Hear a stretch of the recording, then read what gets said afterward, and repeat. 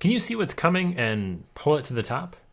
Well, that's what we're going to be fearlessly questioning this week as we fearlessly question surfacing ideas with Mitch Joel. And I don't really know. I'm going to have to be honest with you here. I have no idea where the show is going to go.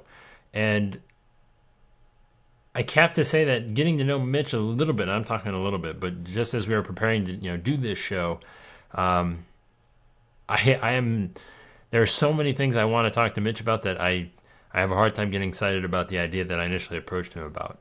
It's all right. We're going to make it work. I honestly don't know where this is going to go. I'm hitting record, and I've just spent way too much time thinking about it. I came up with the idea for the show from probably my favorite podcast of all time, and it was episode, let me pull it up here again really quickly so I'm actually telling you the right show, but this is Mitch's podcast, 6 Pixels of Separation, and it was episode 425, Laughing All the Way to the Bank with James Altucher, and probably my favorite podcast I've ever listened to, period, like from anybody. And I don't listen to James's podcast, or I do listen to James's regularly. I don't listen to Mitch's podcast.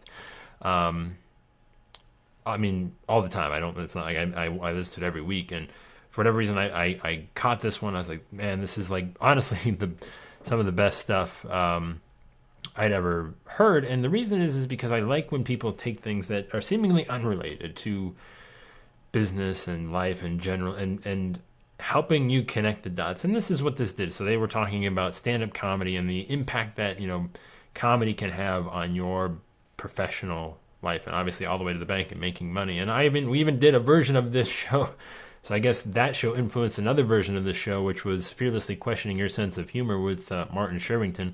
I can't remember the actual number of it, but it's an idea that I'd like to play with a lot. And obviously I like to keep the show as light as possible at times, to balance out the fearless questions. But what Mitch came to in that whole conversation, and what you will probably hear him allude to a little bit in his rant, is the idea of getting that moment of clarity, that insight, and to be able to see something and then bring it to the top, to rise it above and really just surface it, whereas in so many people just let it drown. And I think that's probably the tragedy, and maybe what we're going to be getting after is how we can make that happen.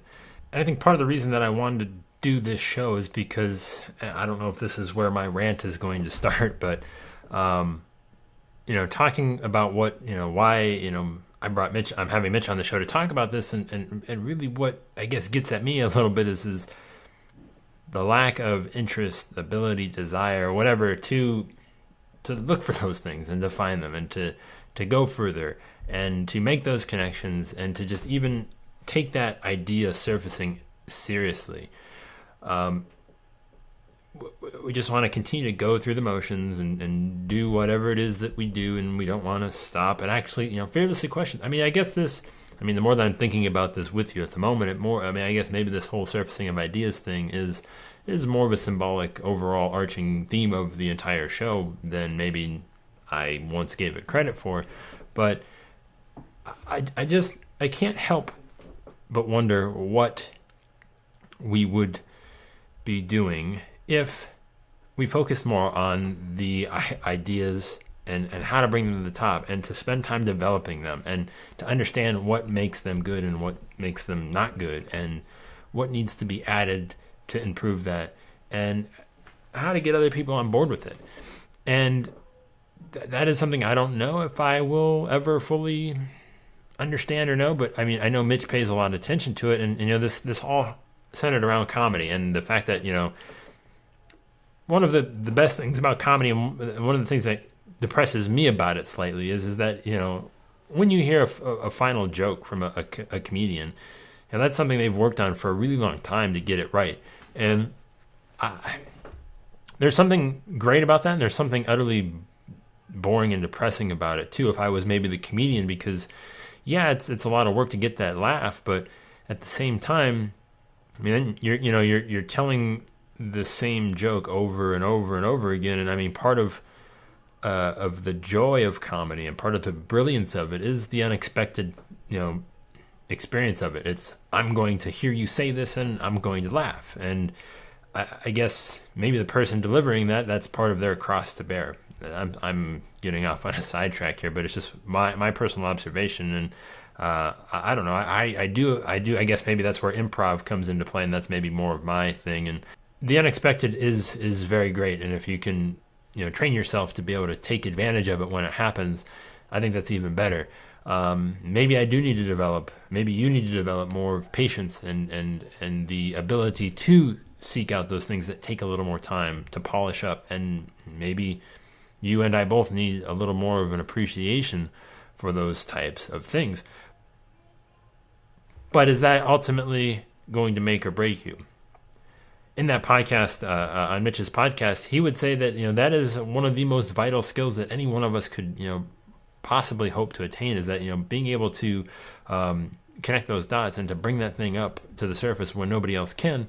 That's what's going to set you apart. And he he asks people, if you've listened to his podcast, who are you and what do you do? And every guest will give some sort of kind of clumsily haphazard introduction of themselves. And he had mentioned that whenever he has Seth Godin on, that he will say, I notice things or something. And it's like it's that kind of clever, like, kind of play on words, or turning it a 180, and just looking at it completely different. And you're expecting him to say, I'm a author, a speaker, or whatever, and he just says, listen, I notice things. And when you kind of boil it down to the core, that's bringing an idea and surfacing it. That's like to the core, like just the most simplest root idea, and that's it. And he brings it up and he lets you know, and that's what we're talking about. And we just want to get distracted with so many different things that aren't that idea, and we don't let it come to the surface, and then we don't know what we're doing or where we're going ultimately. And like I said, I have no idea. I have no idea where this conversation is going to go. I don't know if that's good or if that's bad, or if that. All I know is I've been thinking about it for a long time. I've done just about everything I can do to delay recording this for you, because I don't know exactly what is going to happen and what Mitch and I are going to discuss. And like I said, I did get a chance to talk with Mitch. We did his prep work for the show. He's all good to go, and we got going on about Mitch is like I wouldn't say a closet music freak. The dude, I guess, spent 10, 15 some years in the music business before he got into marketing, and we just talked music most of the time, and we got his the stuff done for the show, and we talked about how he's doing a new podcast that is he's a bass player. I consider myself a bass player by trade, even though, to ignore that guitar on the wall, I have a bass sitting over here, but the guitar looks nicer and the bass is too long. And anyways.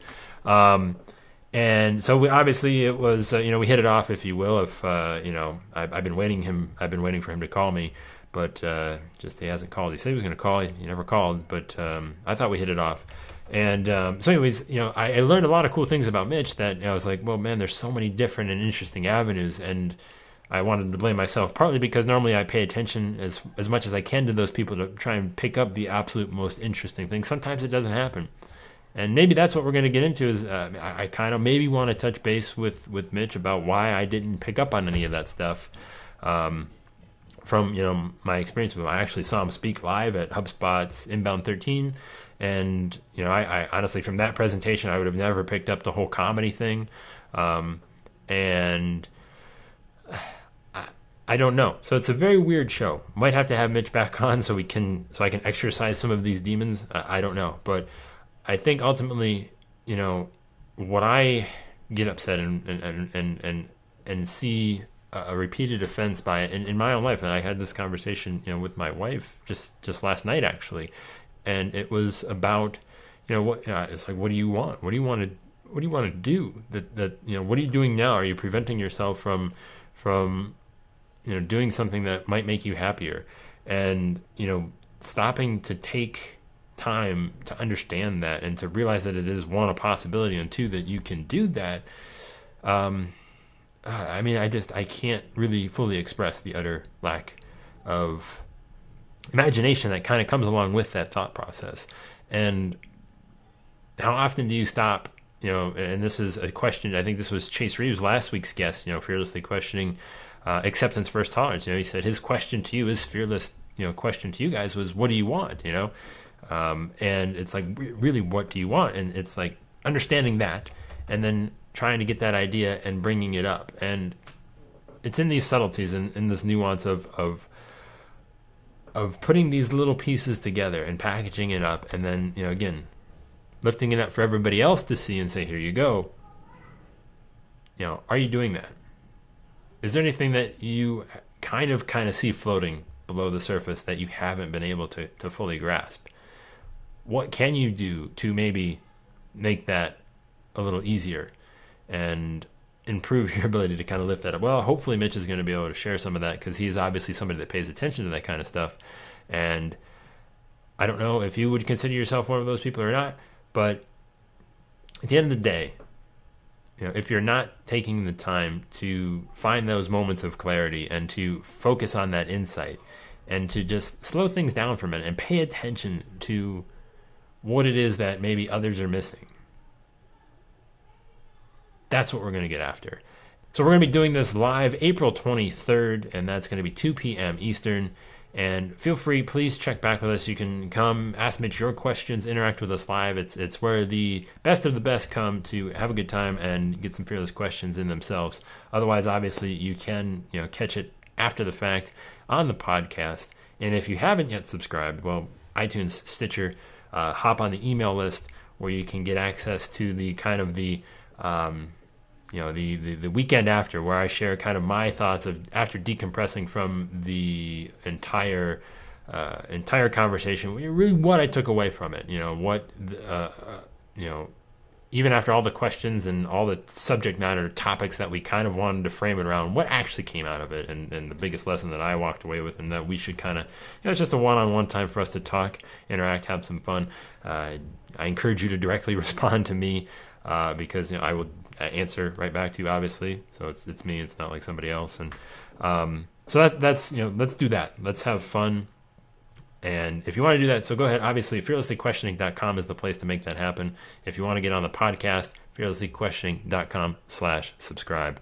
But I'm going to get out of here because, like I said, it's I'm not sure where this is going to go. So I'm going to go try and make sure that happens, and hopefully you can be asking yourself some of these questions as we get ready for the show this Thursday. But I will catch you guys on the next one. Take it easy, everybody.